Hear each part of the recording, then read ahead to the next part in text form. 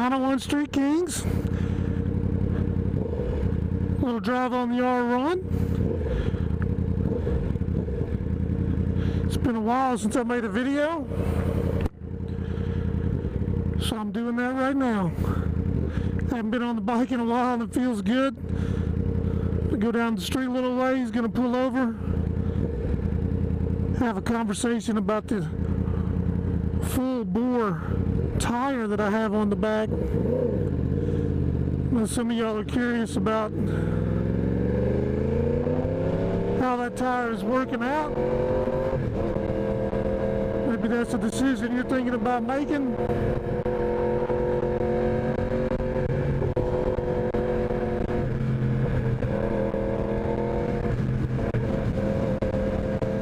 Get turned around here.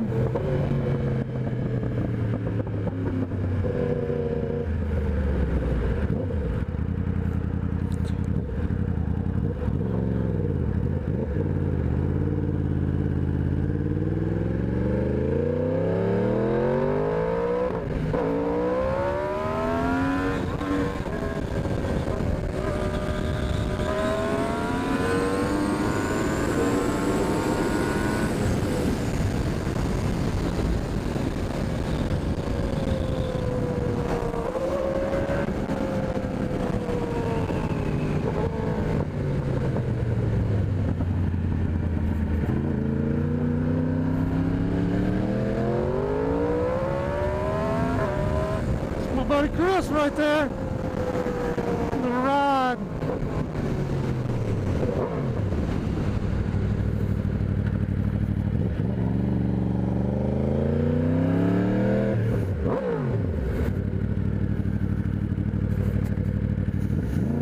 Alright guys, let's get pulled in here and talk about this tire. Back in 2 and 2.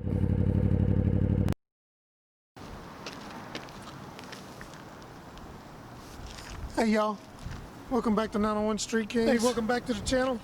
Glad to have y'all back. Talking about the R1 again today. It's been a while since I made a video about the R1. Wanted to bring an update about the full bore tire. I did an initial video when we changed the tire. It's been about 2,000 miles. I'll look that up and let you know the exact mileage because I haven't really looked at it, but tire's been on there for a while. It's starting to wear, so I wanted to come back and give you my thoughts on it, whether it's going to work on an R1, if you're a roll racer, a drag racer, or a mountain carver, or you're just a poser. But what kind of bike do you have? Is it going to work on this bike or another bike? So we're going to discuss that tire, and also going to, in a later video, we're going to do a 1-year review on the R1. It's been about a year since I had it. So yeah, let's get it started, y'all.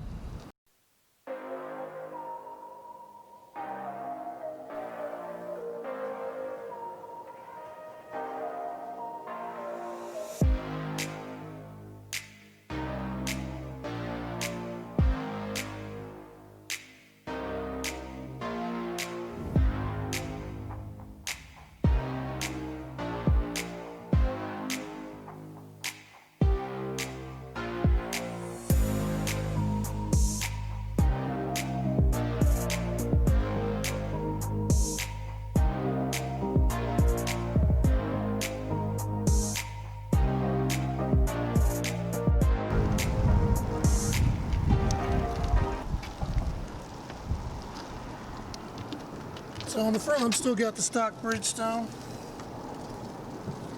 I think you can see that's the Battle Axe Street R. It's a stock size, nothing's changed. We are getting down to the wear bars here. It's got a little bit of life left in it. I do have a new front tire that I'm going to be putting on it. It's a Metzler, but that may change in the future as well. But here we go with the full bore.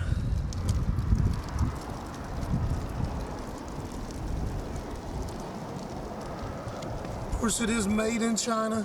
This is I believe this tire was $99. So tax and all, a little over $100 for a back tire, 190/55/17. It's down to the wear bars only here.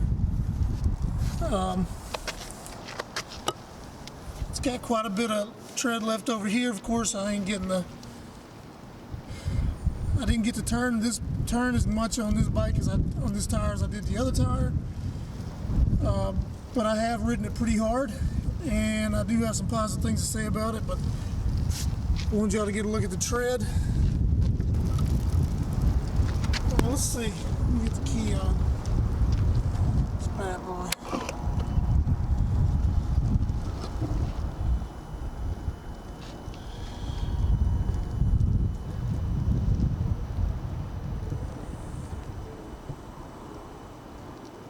$5,021 miles. I guess that's a lot of miles in 1 year. I don't know. 5,021 miles. Has had 2 tires on it. The first one got replaced at 1,800 miles. So you do the math, 5,000 minus 18. This tire will last twice as long. The trade-off obviously is going to be how grippy it is. So I guess the most important thing I want to say about this tire is that for the money, it is an absolutely excellent tire. Excellent tire. The original tire that came on this bike, super grippy. This is my first 1000 sport bike, so I had a little bit of a learning curve, some experiences too, but it seemed like the bike was really hard. When you push on the bar, it was like you had to muscle it over to get it to go in the corner. And the profile on this tire, I think, is the biggest difference that made the bike a lot more flickable. If I was doing burnouts and stunts, things that you're going to wear a tire a lot and you need an inexpensive tire, this is the one. If you're making a lot of power, roll racing, something that you need a sticky tire for, I'd probably stay away from it for a 1000. The tire works pretty good when let me rephrase that. It works better when it is heated up. You got to get some heat in this tire. Like right now, it's cold out. Cold weather, the tire, you can feel it. It's a hard compound.